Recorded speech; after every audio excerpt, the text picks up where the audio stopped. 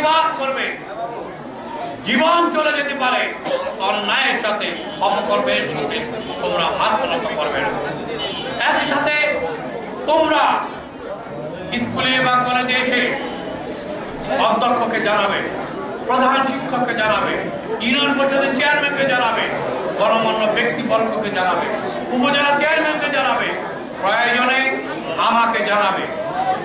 আমি দৃঢ়তার সাথে বলি, কোন অপরাধীদের দৌরাত্মে কোন কন্যা সন্তানের জীবন ঝরে পড়ুক শিক্ষা জীবন থেকে, এটা আমরা হতে দিব না। গণপ্রজাতন্ত্রী বাংলাদেশ সরকারের মাননীয় প্রধানমন্ত্রী শেখ হাসিনা নারী কল্যাণের জন্য, নারী শিক্ষা বিস্তারের জন্য অনন্য সাধারণ অবদান রেখে চলেছে। নারীদের অন্ধকার অবগুণ্ঠন থেকে বের হয়ে আলোর পথের দিকে নিয়ে যাওয়ার জন্য নব নব পদ্ধতি উদ্ভাবন তিনি করছেন। অতএব দুর্বৃত্তদের দুর্বৃত্তপনার কাছে শিক্ষা জীবন বিকিয়ে দেওয়া যাবে না। আমি সকালবেলা যখন ঘর থেকে বেরোবো, আমার কন্যা, একমাত্র কন্যা, তিনি ওই উচ্চ মাধ্যমিক পরীক্ষার্থী, বিকারুন্নেসা স্কুলের ছাত্রী, সিদ্ধেশ্বরী স্কুলের পরীক্ষা দেয়। আমাকে জিজ্ঞেস করলো, বাবা তুমি কোথায় যাবে? আমি বললাম গড়ালিয়ে যাব। সে নেট মাধ্যমে খবরটি জানে। সে বললো ওখানে যাবে? বলছে হ্যাঁ। সে আমাকে অনেক অভিযোগের শুনে বলল যে তোমরা সংসদ সদস্য, তোমরা আমাদের জীবনে নিরাপত্তা দিতে পারো না, তোমরা আমাদের জীবন রক্ষা করতে পারো না, এই সংসদ সদস্য থাকার কতটুকুই বা মূল্য তোমাদের আছে? জাস্ট অভিযোগের শুনে বলল। তারপরে ওকে আমি সান্ত্বনা দিলাম, পরীক্ষার হলে পাঠিয়ে দিলাম। আর ভাবলাম আস্তে আস্তে আমার সন্তান পরীক্ষার হলে গেল, আর এই বালুয়াকান্দি ইউনিয়নের একটি গ্রামের হতদরিদ্র ঘরের সন্তান, ফুটফুটে সুন্দরী মেয়েটি, যে আমাকে মাত্র কয়েকদিন আগে ফুল দিল, সে আর কোনোদিন আমাদেরকে ফুল দিবে না, তার সাথে আমাদের আর দেখা হবে না, চিরদিনের মতো সে না ফেরার দেশে চলে গিয়েছে। আমি দেশের বাইরে ছিলাম, এসে শুনেছি কথাটা, হসপিটালে যাইনি, খোঁজ নিয়েছি, পুরো শরীরটাই ওর আগুনে ঝলসে গিয়েছিল, পুরো শরীরটাই ব্যান্ডেজ বাঁধা ছিল। বাহানি ইউনিটে জীবনে অনেকবার গিয়েছি, প্রচন্ড দুর্গন্ধই না, শুধুমাত্র সেখানে ইনফেকশন যাতে না হয় বহিরাগত প্রবেশ প্রচন্ড রেস্ট্রিকশন আছে। তাই ভেবেছিলাম ও একটু সুস্থ হোক, ওর চিকিৎসার জন্য সহায়তার ব্যবস্থা নিয়ে তারপরে ওকে দেখতে যাব, ওর পাশে দাঁড়াবো, কিন্তু ও আমাদের সে সময় আর দেয় না।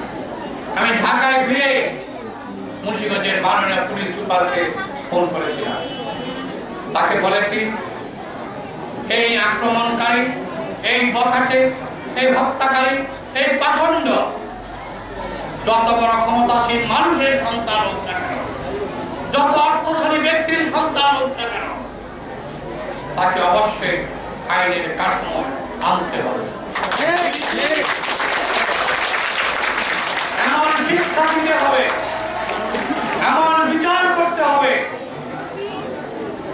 এমন সর্বোচ্চ শাস্তির ব্যবস্থা করতে হবে এবং ফাঁসি যাতে নিশ্চিত হয়, আইনগত পদক্ষেপ আপনাকে গ্রহণ করতে হবে।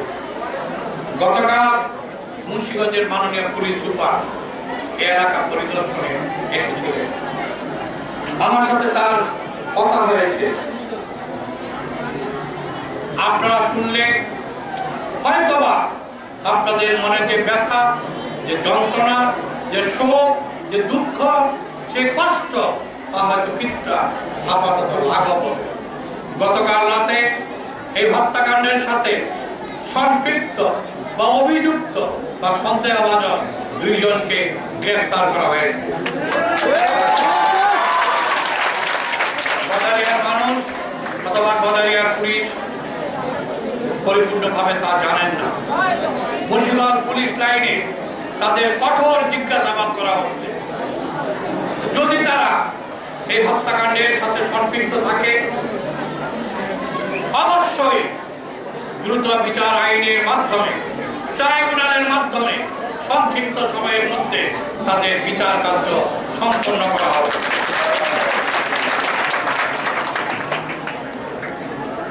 একজন বক্তা বলেছে, একজন সাংবাদিক বন্ধু একটি এলাকার সম্পর্কে অভিযোগ করেছে, সে এলাকাটি দুর্গম হওয়ার কারণে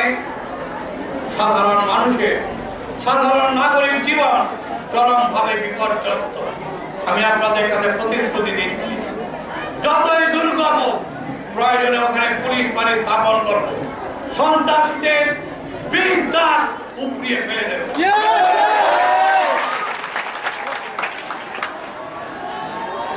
আর একটি কথা বলেছে, দরিদ্র হওয়া মানুষের অপরাধ নয়, একজন মানুষ ধনী একজন মানুষ গরিব, এটা আমাদের এই সমাজ ব্যবস্থার সৃষ্টি। আল্লাহর দরবারে এই পৃথিবীর সকল আশরাফুল মাখলুকাত, সকল মানুষ সমান। অতএব সোনিয়ার বাবা কত গরিব আর কত ধনী এটা বিষয় নয়। সোনিয়ার বাবা তার সন্তানকে হারিয়েছে, সোনিয়ার মা তার সন্তানকে হারিয়েছে। একজন দরিদ্র মানুষের সন্তান তার কাছে যেমন চোখের মনির মতো, একজন ধনী মানুষের সন্তানও তদ্রূপ। অতএব সোনিয়ার মা দুর্বল, সোনিয়ার মা গরিব, আর যারা হত্যা করেছে তারা ধনী।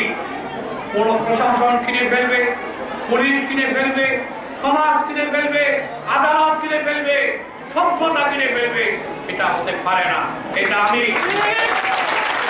যতদিন পর্যন্ত এই এলাকার সংসদ সদস্য থাকবে, উপজেলা পরিষদের চেয়ারম্যান রেহানুল্লাহ খান যতদিন থাকবে, বা যতদিন আপনাদের চেয়ারম্যান জুয়েল বা মর্জিনারা থাকবে, ততদিন এই অপকর্ম আত্মবাক্য আমি সত্যে প্রমাণিত হতে দিব না। আমি সোনিয়ার বান্ধবীদেরকে, সোনিয়ার সহপাঠীদেরকে, সোনিয়ার স্কুল বা কলেজের সতীর্থদের কাছে অঙ্গীকার করে যাচ্ছি, এই মামলায় আমি আইনজীবী নিয়োগ দিব। আমি আইনজীবী নিয়োগ দিব, যে আইনজীবী এই মামলা পরিচালনা করবে।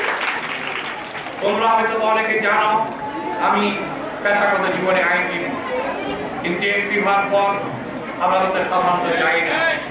গেলে আদালত প্রভাবিত হতে পারে, আদালত আমার উপস্থিতিতে বিব্রত হতে পারে, তার জন্য আমি সচরাচর আদালতে যাই না। তো আমি কথা দিচ্ছি, এই মামলাটা যাতে সঠিকভাবে পরিচালিত হয়, আমি এই মামলার পক্ষে আইনজীবী হিসেবে আদালতে এই মামলার অন্যতম কৌশলী, অন্যতম আইনজীবী হিসাবে এই মামলা আমি পরিচালনা করব। আমি দেখে নেব দারিদ্রতার শক্তি অনেক বড়। গরিব হওয়া মানুষের অপরাধ নয়, গরিব হওয়া মানুষের অহংকার। সেই অহংকারকে আমি ধারণ করে এই মামলা আমি পরিচালনা করব। আমার বক্তব্য আর দীর্ঘ করি না। সোনিয়া হত্যাকাণ্ডের বিচার হবে, অপরাধীরা অচিরে আইনের কাঠামোয় আসবে এবং এই এলাকাকে দুর্বৃত্ত মুক্ত করার জন্য, শান্তি নিরাপদ আবাস করার জন্য